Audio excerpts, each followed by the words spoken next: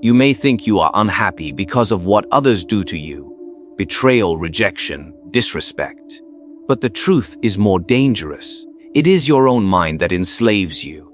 Hidden within your thoughts are poisons, 3 silent enemies that rob you of happiness, strip you of peace, and make you weak. And if you do not crush them, they will crush you.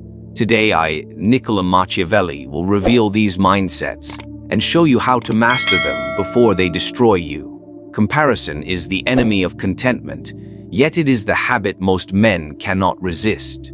From the moment you open your eyes in the morning, the world thrusts itself before you, parading its wealth, its victories, its beautiful faces, its monuments of success. And without thinking, you measure yourself against it. You see the rich man passing in his carriage, and you curse your poverty. You see the powerful man giving orders, and you curse your weakness.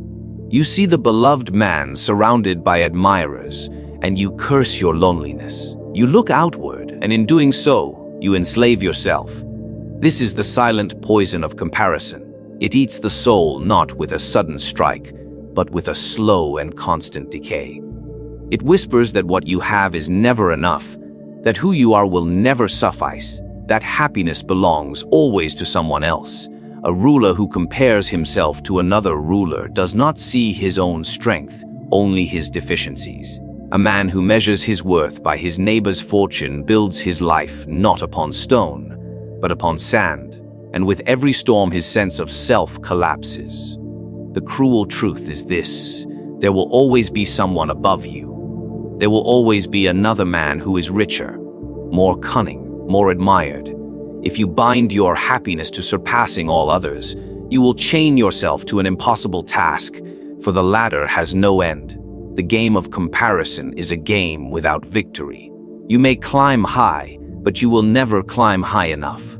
And when you look downward, you will see countless others below you, yet this will bring no satisfaction, for the human mind, when corrupted by comparison, is blind to its blessings and sees only what it lacks.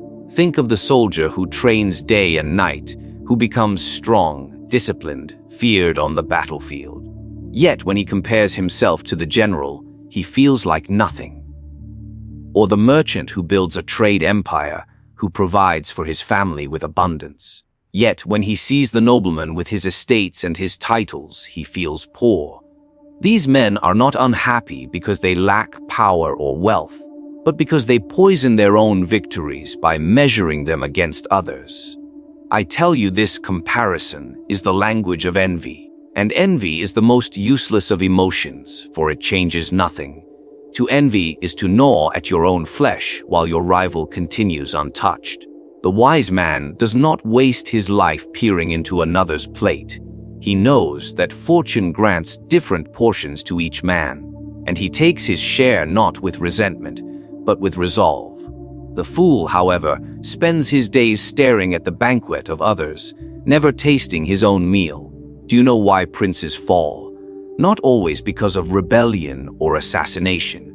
Often, they fall because they cannot be satisfied with their power. They look to their rivals in foreign lands, see greater empires, and chase after them recklessly. In the pursuit of what is not theirs, they squander what is.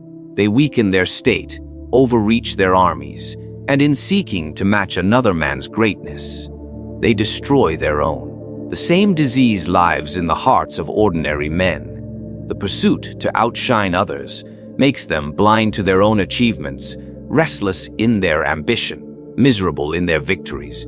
So what is the Machiavellian way? It is not to ignore ambition, for ambition is necessary. It is not to reject progress, for progress is strength. But the Machiavellian does not compare himself to others. He compares himself to who he was yesterday. A prince is not made stronger by envying his rival's throne. He is made stronger by fortifying his own castle. A man is not made happier by counting another man's gold. He is made happier by doubling his own. The standard of measurement must always be inward, not outward. If you must compete, compete with your own shadow. If you must measure, measure the distance you have traveled from the man you were. This is how you build power without poisoning yourself with envy. This is how you protect your happiness while still sharpening your ambition. But there is a danger here. The world will tempt you to compare. It will display its treasures to mock you, to stir your hunger, to ignite your jealousy. You will see friends rise above you, rivals celebrated, enemies applauded. In these moments, your mind will betray you and whisper, "Why not you?" And if you listen to this voice, you will become its prisoner. Every joy you possess will turn bitter. Every victory you achieve will feel small. You will live in abundance, but feel in poverty. Live in honor, but feel in disgrace. Understand this: the prison of comparison is built not by others, but by yourself. The bars are the thoughts you allow. The chains are the judgments you create. The torment is the envy you feed. But like any prison, you can choose to walk out. And the first step is to turn your gaze inward, to see your own power, to recognize your own progress, to build your own kingdom. Whether large or small, men are born with a dangerous illusion that they can control everything around them. They believe that if they work hard enough, plan carefully enough, fight fiercely enough, they can bend the world to their will. This belief is intoxicating, for it makes a man feel like a god among mortals. But the truth is far more cruel. Fortune does not bow to your desires. Events move according to their own hidden laws, and no mortal hand can direct them fully. You may command armies, yet a storm at sea will scatter them. You may craft the perfect plan, yet betrayal from a friend will undo it in an instant. You may build wealth for years, yet one shift of the market will turn it to dust. The illusion of control is the root of endless frustration, the silent thief of happiness, the destroyer of peace. Look at the rulers of history, men with crowns on their heads and armies at their call. Even they, the most powerful of their age, discovered that they could not dictate every turn of fortune. Caesar marched to glory, yet he was struck down by knives in the Senate. Kings built dynasties, only to see them crumble through plague, famine, or the treachery of heirs. If men with such power could not command the forces of the world, how much more foolish is the ordinary man who thinks he can? And yet, day after day, he curses the things beyond his command. He rages at the weather, at the economy, at the actions of strangers, at the fate of his birth. He clings to the illusion that the world owes him obedience, and when it refuses, he suffers like a slave in chains. But here lies the Machiavellian truth. No man controls fortune, yet every man controls himself. The winds cannot be directed, but the sails can be adjusted. The storms cannot be stopped, but the fortress can be fortified. To expect the world to obey you is madness, but to discipline yourself to master whatever the world throws at you. That is wisdom, that is power. A prince who knows this truth does not waste his strength cursing the tide. Instead, he studies the current, waits for the right moment, and lets the river carry him where he wishes to go. In this way, he uses fortune itself as a weapon. Unhappiness grows when a man forgets this division. What is within his control and what is not? He burdens himself with the weight of the entire world, trying to shape every outcome, and when events defy him, he falls into despair. A man loses his sleep, not because his own house is weak, but because he dreams of controlling another's. He ruins his health, not because he is in danger, but because he imagines dangers he cannot prevent. The farmer cannot stop the rains, yet he curses the sky. The soldier cannot stop death, yet he torments himself with its shadow. The lover cannot stop rejection, yet he wastes years chasing the approval of one who will never give it. All these men suffer not because of the event itself, but because of their demand that the event must submit to their will. The Machiavellian does not fight against the uncontrollable. He bends where he must bend and strikes where he must strike. He recognizes that the world is a field of chaos, where fortune and necessity often reign. But he also knows that in this chaos lies opportunity. For while others waste their lives raging at what they cannot command, he sharpens his focus on what he can. His mind, his discipline, his patience, his strategy, these are his weapons. These are the tools that allow him not to control everything, but to control enough. Enough to survive, enough to thrive, enough to take what fortune makes available. Consider the sailor at sea. The winds shift, the waves rise. Storms break upon the vessel. He cannot command the storm to cease. He is not a god. But he can set his sails, steer his rudder, adjust his course. The weak sailor curses the storm and drowns in despair. The strong sailor uses the very storm that threatened him to speed his journey forward. Life is the same. Those who cling to the illusion of total control drown in bitterness. Those who master themselves use even chaos to their advantage. And yet, most men will never accept this truth. They would rather believe in the lie of control than face the humility of their own limits. They shout at fortune as if it were a servant. They weep at chance as if it were a thief. They crave certainty, a guarantee that their efforts will always succeed. Their plans will always unfold. Their desires will always be fulfilled. But certainty does not exist. The only certainty is uncertainty. Fortune is a wild horse, and the man who tries to tame it with force alone will be thrown to the ground. The wise man, however, learns how to ride it, not by controlling the beast entirely, but by guiding its direction with skill and timing. So understand this: to cling to the illusion of control is to live in constant frustration, chained to disappointments you cannot escape. To abandon the illusion is not weakness, it is strength. For once you see clearly where your power lies, you can concentrate it like a blade.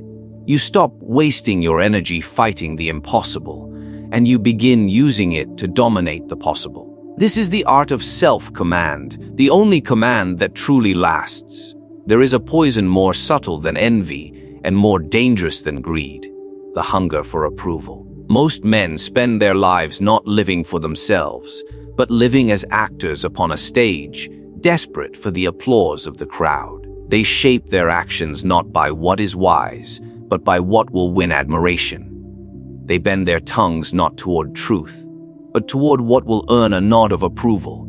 They dress their lives not for strength, but for appearance. In this way, they become slaves to the eyes of others, and the man who makes others his masters will never know happiness. Consider how easily the crowd gives and takes away its affection. Today, it lifts a man high, calling him noble, brave, worthy of trust.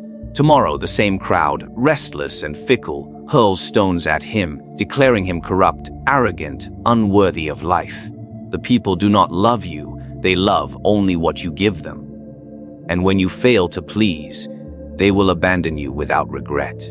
To tie your happiness to their approval is to build your home upon shifting sands, where every wave of opinion will wash away your foundation. Even princes fall into this trap.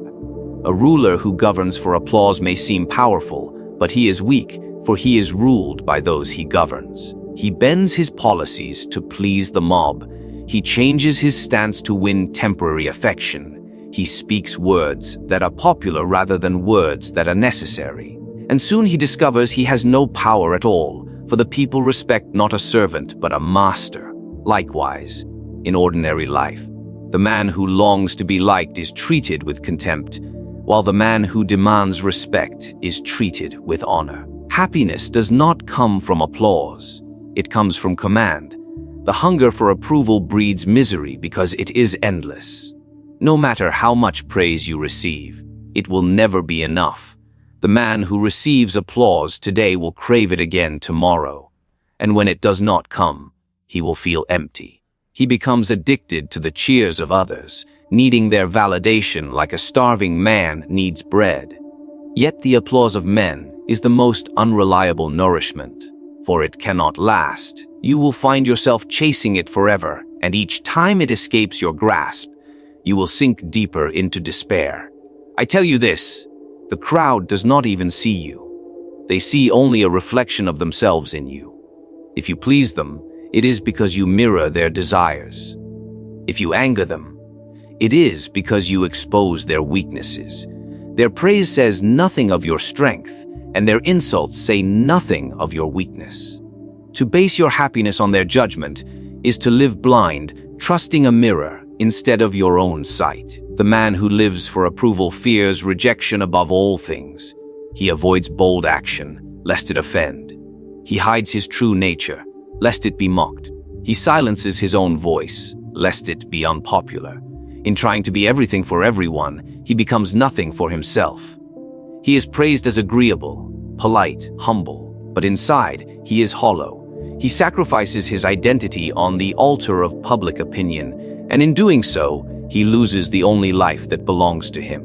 Machiavelli warns, seek not the affection of others, but their respect. Affection is weak and fleeting, respect is hard and lasting. A man gains affection by giving what pleases, but he gains respect by displaying what is strong. A prince who is feared may lose popularity, but he secures obedience. A man who is respected may not be loved, but he cannot be ignored. Respect is the coin of power, and it endures even when affection fades. Ask yourself what matters more, that others think well of you, or that you truly are strong, capable, unshakable. A wise man will always choose the latter, for he knows that appearances can change in a moment, but substance endures. To live for approval is to chase a shadow. To live for strength is to walk in the light. The crowd may cheer or it may boo, but the man who stands firm in his own worth is untouched by their noise. And yet, most men will never escape this trap. From birth, they are trained to crave approval of parents, teachers, friends, lovers, society. They measure every step by whether it earns praise or disapproval. They do not act from conviction, but from calculation. What will make me liked? What will make me accepted? What will make me celebrated?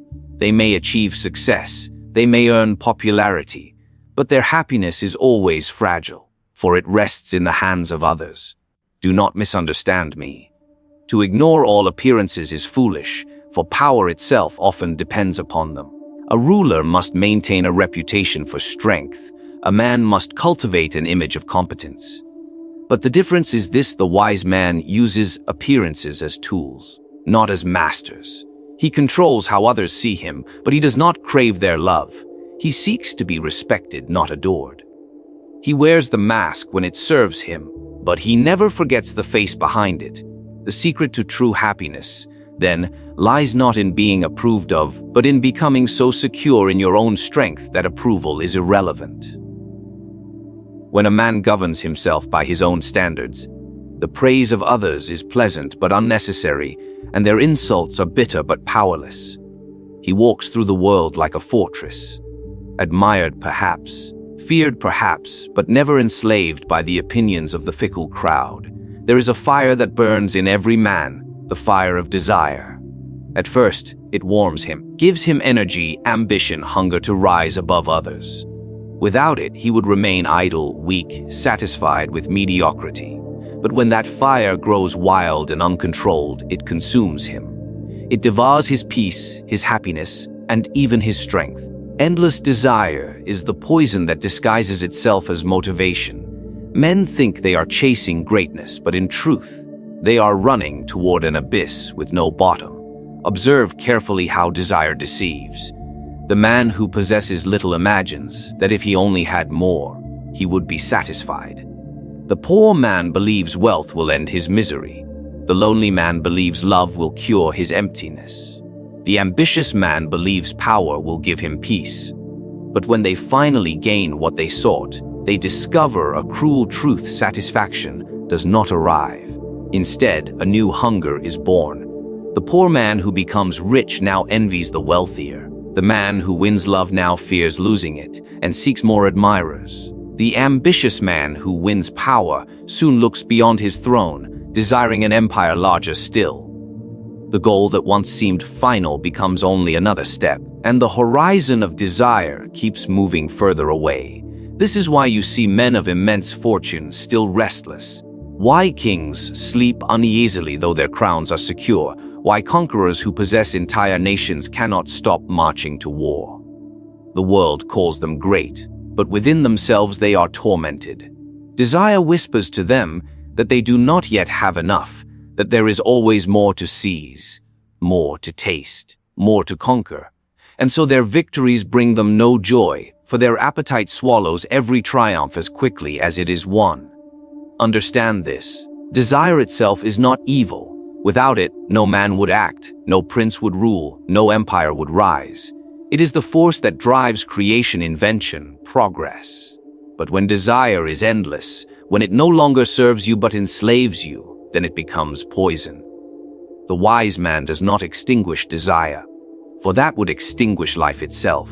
Instead, he rules over it as a king rules over his subjects, permitting it to work for him, but never allowing it to overthrow him. The fool, however, allows desire to climb upon the throne, and once it rules, he becomes a servant in his own kingdom.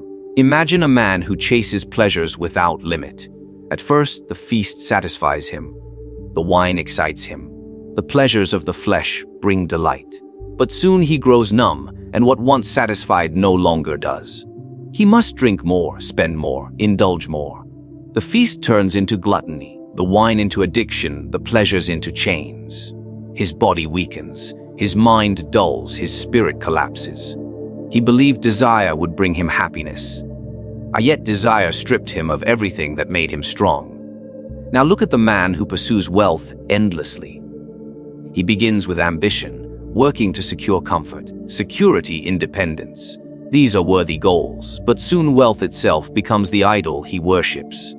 He no longer works to live, he lives to work. He counts coins as if they were breaths of air, never realizing that each hour he spends chasing more is an hour stolen from his life. His fortune grows, yet his joy shrinks. He becomes a prisoner to numbers on parchment, a slave to gold that he will never have time to enjoy. Even power, the greatest of prizes, can become a curse when desired without end. The prince who strengthens his state is wise, but the prince who cannot stop expanding soon weakens what he has. His soldiers grow weary, his treasury empties, his people grow restless. He believes he is securing glory, but he is in truth digging his own grave. History is filled with rulers who lost everything, not because they were weak, but because they could not stop reaching for more. The lesson is clear. Endless desire is not strength, it is weakness. It keeps you restless, always running, never arriving. It blinds you to the victories already in your hands, making you ungrateful for what you have built. And gratitude is not softness, it is recognition of reality. The man who sees his progress clearly gains strength from it, while the man who ignores it, chasing endlessly, weakens himself until he collapses. The Machiavellian path is balance, an ambition disciplined by reason, a hunger directed by strategy. You must want enough to move forward, but not so much that you destroy yourself in pursuit. Desire should be your servant, not your master. When you command it, it becomes fuel for greatness. When it commands you, it becomes a chain around your neck. And yet, you will find that this balance is rare. Most men will never achieve it. They will either live without ambition, wasting their potential, or they will live consumed by ambition, destroying themselves. Only a few learn the art of restraint, the art of desiring wisely. These few are the ones who rise above others, not only in power but also in peace. For they know how to conquer without being conquered by their own appetite. Most men dread silence. They fear it more than poverty, more than enemies, more than death itself. For in silence they are left alone with their own thoughts, and nothing terrifies the weak more than themselves. To avoid solitude, they surround their lives with endless noise, music, chatter, distractions, company. They seek constant entertainment, constant movement, constant stimulation, believing that if they are never left alone, they can escape the truths that lurk within them. But this is a grave mistake. For a man who fears solitude is a man who fears mastery over himself, and such a man can never be truly happy. Look carefully at how people behave. They fill every hour with distraction. They talk not to communicate, but to avoid silence. They gather in crowds not out of friendship, but out of terror at being alone. They flood their senses with trivialities, afraid of the emptiness that might reveal itself if the noise ever stopped. This is not living. It is running. Running from the mirror, running from the reality of their own nature, running from the confrontation that every man must eventually face, the confrontation with himself. A prince who fears solitude cannot rule. He surrounds himself with advisors, flatterers, and companions, not because he needs their counsel, but because he cannot bear to sit with his own judgment. Such a prince is dangerous, for he becomes easy to manipulate. His weakness is obvious, and those who recognize it will use it to control him. A ruler who cannot spend an hour in solitude is a ruler who does not rule his kingdom, for he does not even rule his own mind. And if a prince is undone by this weakness, how much more easily is the common man destroyed by it? Solitude is not an enemy, it is a weapon. In solitude, a man can sharpen his mind as a blade is sharpened on stone. Away from the noise of the crowd, he learns to see clearly. He examines his life, not through the distorted lens of others' opinions, but through the ruthless honesty of silence. Here he discovers his true ambitions, his true strengths, his true weaknesses. In solitude, a man learns not what the world wants of him, but what he must demand of himself. And from this clarity comes power. The weak avoid solitude because they are haunted by truths they cannot face. They fear the memory of their failures, the reality of their mediocrity, the awareness of their wasted time. They mask these fears with company and distraction, yet the fears remain, poisoning them from within. The strong embrace solitude because they know it is the forge where true strength is made. They use silence to confront their demons, to break them, to build themselves anew. In this way, solitude becomes not an emptiness, but a kingdom. Do not mistake solitude for loneliness. Loneliness is the suffering of those who crave company, but lack it. Solitude is the strength of those who can stand alone without needing anyone. The lonely man begs for attention, constantly searching for someone to fill the void within him. The man of solitude carries no void, for he fills it with himself. He is his own company, his own counsel, his own fortress. And such a man cannot be broken, for he does not rely on the crowd to sustain him. Think of the general before battle. Surrounded by soldiers, advisors, and commanders, he listens, but before he gives the final command, he retreats into solitude. He must face the weight of the decision alone, without distraction, without noise, without counsel. For it is in solitude that he hears the voice of strategy, the whisper of wisdom, the call of courage. The crowd cannot give him this. Only silence can. In the same way, every man who wishes to build strength must pass through solitude, for it is the crucible in which his spirit is tested. And yet, look at the lives of ordinary men. They cannot sit still without reaching for a distraction. They cannot walk alone without summoning noise to accompany them. They cannot rest without filling their minds with the voices of others. Their dependence betrays them. It shows that they do not command their thoughts, but flee from them. How can a man who fears his own mind hope to master anything else? How can he hope for happiness when the very silence of his own life terrifies him? The Machiavellian understands that solitude is a form of discipline. It is not comfortable, it is not easy, it is not pleasant at first, but it is necessary. It is in solitude that the mind is trained to withstand pressure, that the will is tested against weakness, that illusions are stripped away. Solitude is the trial by fire that separates the strong from the weak. Those who endure it emerge sharper, harder, unshakable. Those who avoid it remain forever fragile, chained to the presence of others for validation, incapable of finding happiness within themselves. The truth is simple happiness cannot be found in endless company. The applause of others, the laughter of friends, the noise of crowds, all of these are fleeting. When the room empties, when the voices fade, when the night is silent, the man is left with himself. If he cannot endure himself, he is doomed to misery. But if he can master solitude, If he can stand alone as firmly as he stands among others, then he carries happiness with him everywhere, for it lives within, not without. Power is not given, it is seized. And once it is seized, it is not maintained through kindness, generosity, or trust. It is maintained through control. A ruler who fails to understand this truth will find himself surrounded by enemies disguised as allies, friends who wait to betray, and companions who will abandon him at the first sign of weakness. You must never allow yourself to believe that people are loyal out of love or devotion. They are loyal only to their own interests, and when your presence no longer serves those interests, they will turn against you without hesitation. This is why the wise understand the necessity of control. Control does not mean tyranny. It does not mean mindless cruelty or the abuse of power for its own sake. Control is the ability to shape circumstances, to bend the will of others without breaking them openly, to keep men dependent on you so that their survival is tied to your strength.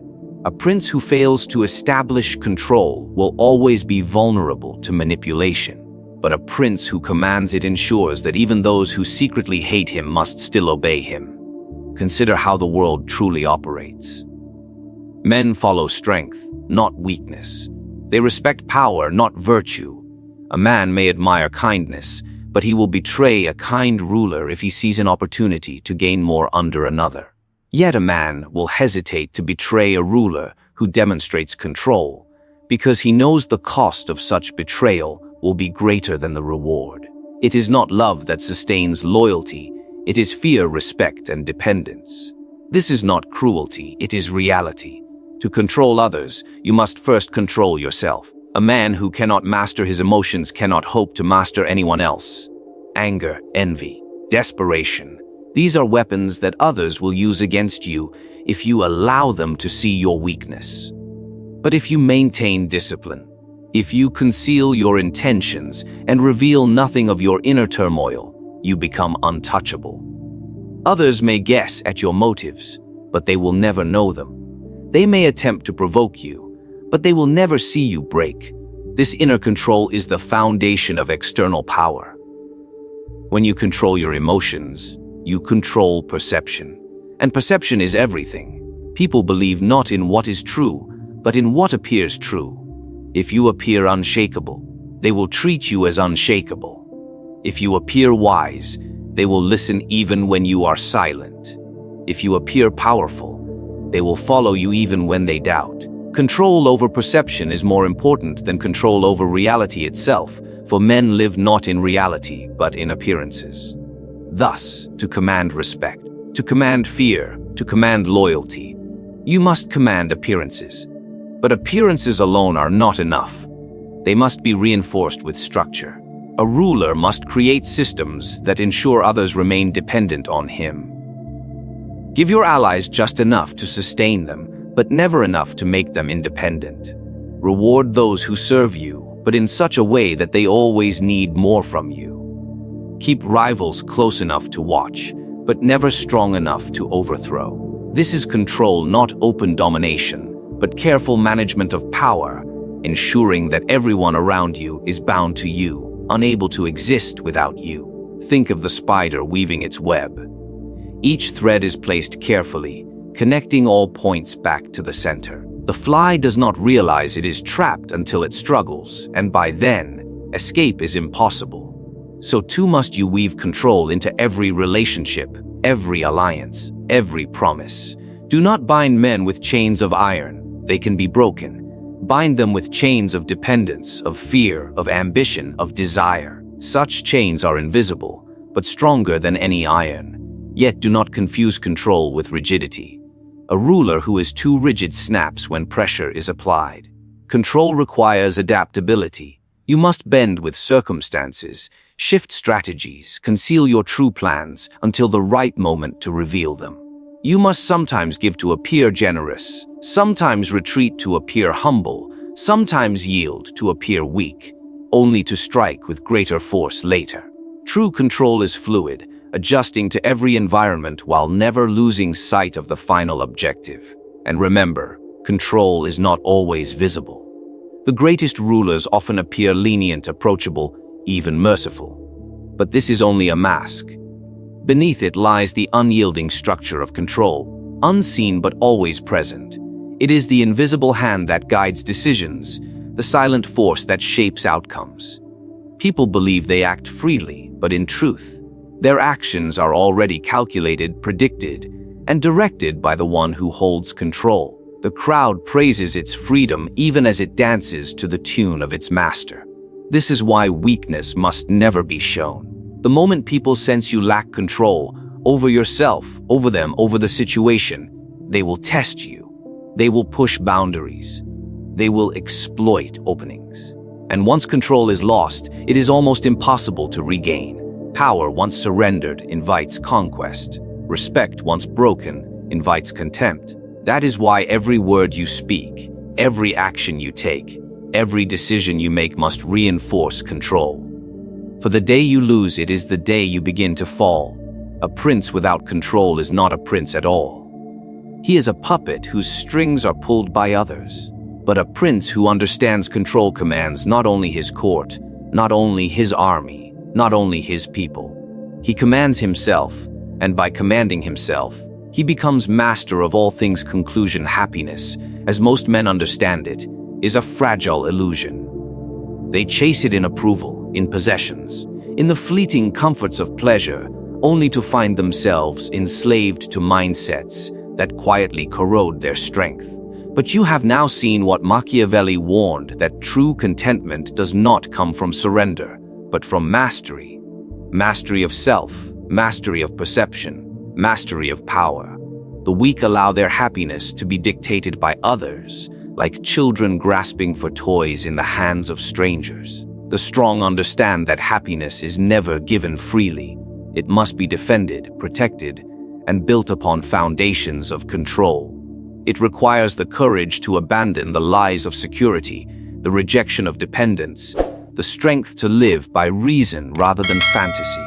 Each of these destructive mindsets, whether it be the search for approval, the hunger for comparison, the illusion of safety, the enslavement to desire, the loss of discipline, or the surrender of control, has only one end: the quiet ruin of a life.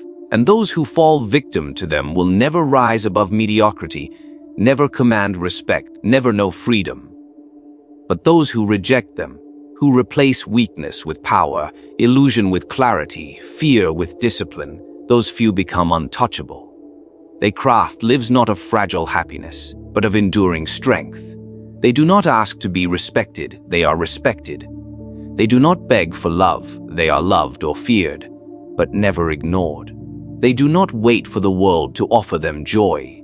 They seize it through dominance, wisdom, and control. This is the lesson of Machiavelli. Happiness without strength is a trap, but strength creates a happiness that no man can take away.